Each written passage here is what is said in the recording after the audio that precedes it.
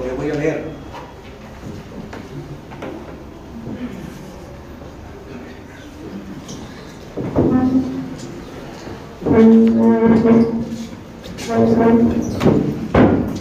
Hace como 50 años que formé el grupo Narración, y en el editorial decíamos que tenemos conciencia de lo que somos. Yo me considero un escritor provinciano de clase media, profesor y creador. ¿Y cuál es mi misión en un país donde hay un alto grado de analfabetismo, donde los niveles de lectura son bajísimos, donde hay tanta pobreza? Entonces se concluía que mi compromiso era con los pobres.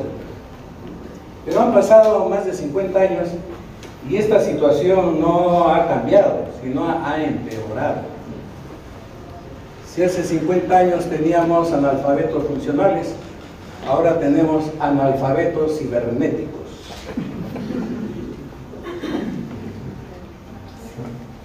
Y yo he presentado este cuadro por lo siguiente. Miren ustedes. En la parte de arriba hay experiencia vital y experiencia cultural.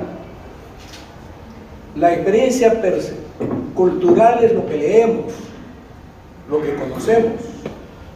La experiencia vital es lo que vivimos, lo que hemos aprendido en la vida. Estas dos experiencias se juntan y forman nuestra ideología. Ideología en el sentido de la concepción que tenemos de nosotros, de nuestra sociedad y de la historia. Para mí eso es ideología. Ahora que se dice que las ideologías han muerto, que no hay ideología, es mentira. Eso es una ideología. Todos tenemos que decir nuestra manera de vivir la vida, de verla y de actuar. Entonces, hay un autor que actualmente se le da el nombre de productor. Ya no somos autores, somos productores. El autor crea, el productor fabrica algo. Entonces, para las grandes transnacionales, el escritor no es un autor, sino es un productor. Estas grandes empresas, hay difusión y crítica y distribución. Esta difusión crítica está en manos de determinados organismos que son los encargados a nivel mundial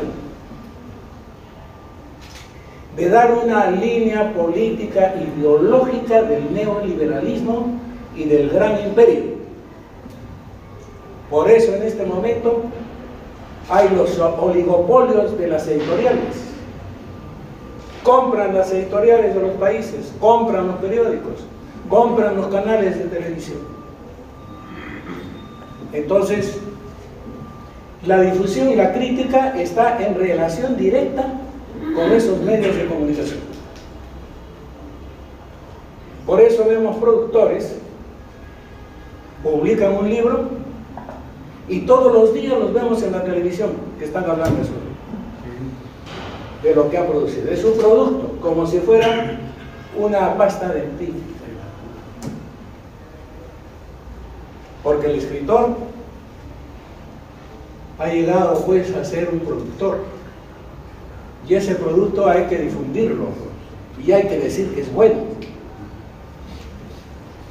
No se puede decir que ese producto que acepta una gran editorial es malo. ¿Quién determina eso? ¿Un crítico? No. Eso determina el mercado. y la distribución también.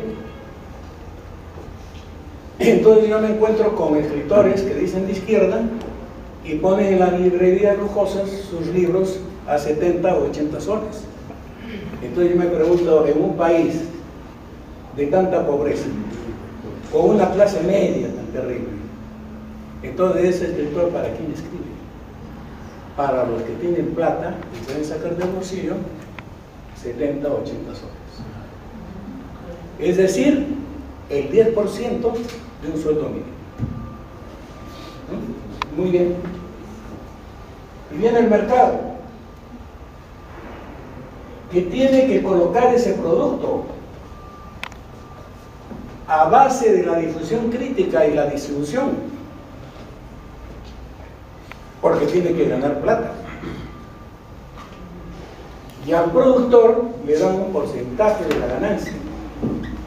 En otras partes, por ejemplo, una cosa es comprar los derechos de autor y otra cosa son las regalías.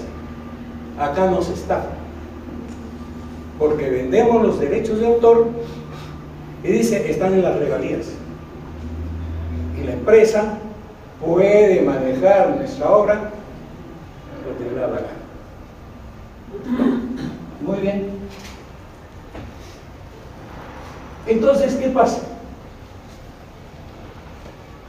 Que nos enfrentamos a un problema muy serio que tiene que ver con el desarrollo de nuestra propia literatura. Entonces, si ustedes examinan la lista de los escritores que representan oficialmente al Perú, verán que son los mismos. Y no porque sean criollos, ni porque sean andinos, y no porque sean pitujos, y no porque sean del pueblo, sino porque su obra está de acuerdo con esa ley. Entonces, ¿qué sucede? Sucede que nuestra sociedad es una pirámide. Acá están los que tienen mucho dinero y acá están los pobres. La brecha es enorme. Y de pronto toman a un pobre, lo meten al mercado y llegan no a la cúspide, sino más abajito, y se siente contento. Y es el ejemplo que dan a los otros escritores. Si tú quieres llegar ahí, tienes que portarte bien.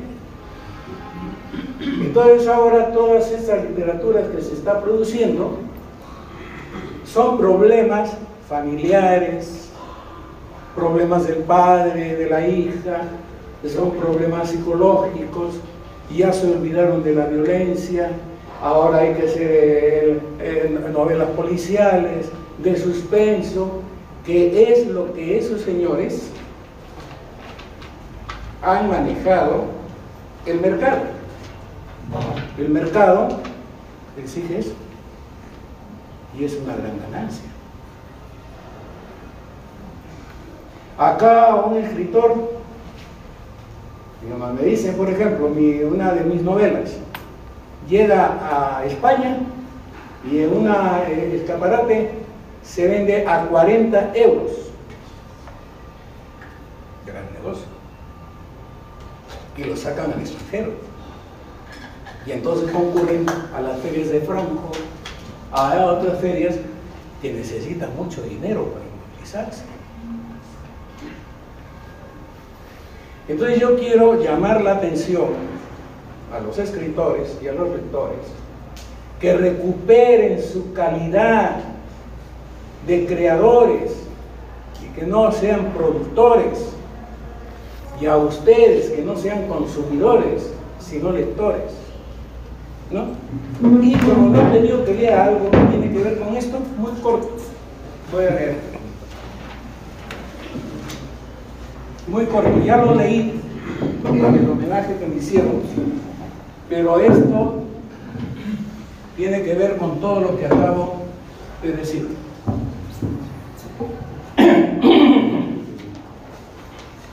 Y las caipiriñas se suceden una tras otra en ese lugar rústico de samba de una favela de Belo Horizonte. Y la orquesta no cesa de tocar, y las parejas tampoco se cansan de mover ágiles sus cuerpos y cantar a coro agitando sus brazos levantados. Y un amigo brasileño me lleva a una mesa aparte y me cuenta la tragedia que está sufriendo toda su familia. Me dice: el hijo de mi primo de unos 17 años se encerró en su dormitorio y no quería salir. Sin hacer caso a los ruegos de sus padres, ahí permaneció 3 días sin comer. Por fin abrió la puerta y llamó a su mamá. El muchacho estaba en pijama, sentado en la cama, llorando. Entre sollozo y sollozo le confesó que era homosexual y tenía miedo a su padre homofóbico, ortodoxo, y al mundo. La familia se enteró de la confesión de este joven y le echaron la culpa a la madre por haberlo mimado tanto. Y estalló el conflicto entre los miembros de toda la parentela.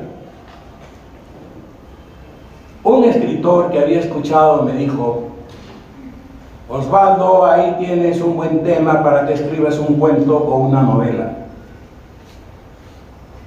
Pedí una caipiriña, no le contesté, pero sí pensé, es un buen tema. En la elaboración de una posible estructura, tendría que decidirme si el eje central del relato sería el chibolo que llora encerrado en su dormitorio, o los conflictos que saldrían a luz entre los parientes y amigos. Había que destapar la olla en plena ebullición y las historias saldrían humeantes y sabrosas, listas para construir una novela de intrigas, resentimientos, odios. Para acentuar el carácter de novela thriller, desarrollaría una historia sobre el descubrimiento de un antiguo escándalo de homosexualidad con asesinatos y suicidios que la familia ha tratado de ocultar en aras de su prestigio y su moral. Describiría con detalles escenas de sexo duro en todas las formas y maneras, y también crueles violaciones. La ambientaría en el Perú, y así podría insertar alguna historia de la violencia extraída del informe de la verdad. Una vez terminada la presentaría a la más prestigiosa editorial transnacional y acataría algunas recomendaciones como, por ejemplo, eliminar algunos términos locales para facilitar una rápida y fácil traducción a cualquier idioma, trabajar el perfil psicológico de algunos personajes para ponerlos como ejemplo a fin de que los lectores puedan resolver sus problemas cotidianos que los agobian.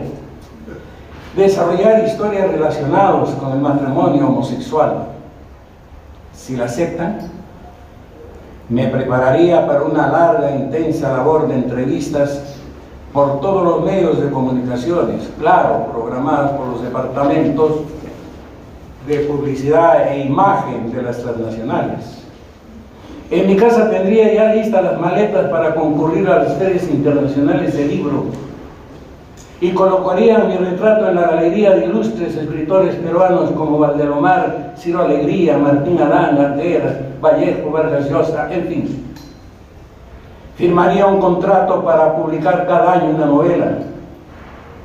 Ganaría mucho dinero y se cumpliría mi gran deseo de dedicarme exclusivamente a la creación y dejar de conversar con estudiantes de colegios y universidades y amanecerme tomando cerveza con patas escritores en guariques de los pueblos más alejados de Lima, e instalarme en Barcelona para ver mejor la realidad del Perú. Pero no, nunca, jamás, no soy un hijo de puta. No tengo nada que ver con la cultura del espectáculo, del léxico, del éxito, de la banalidad.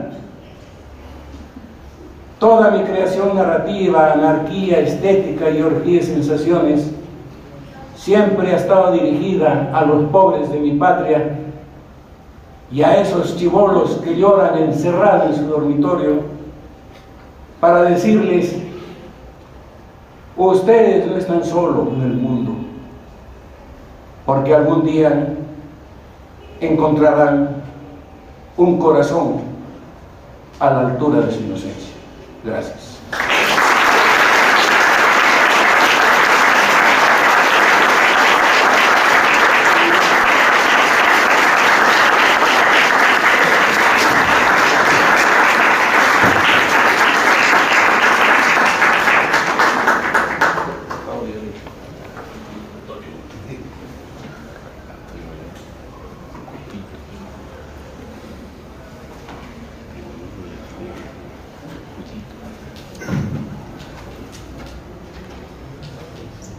Voy a leerles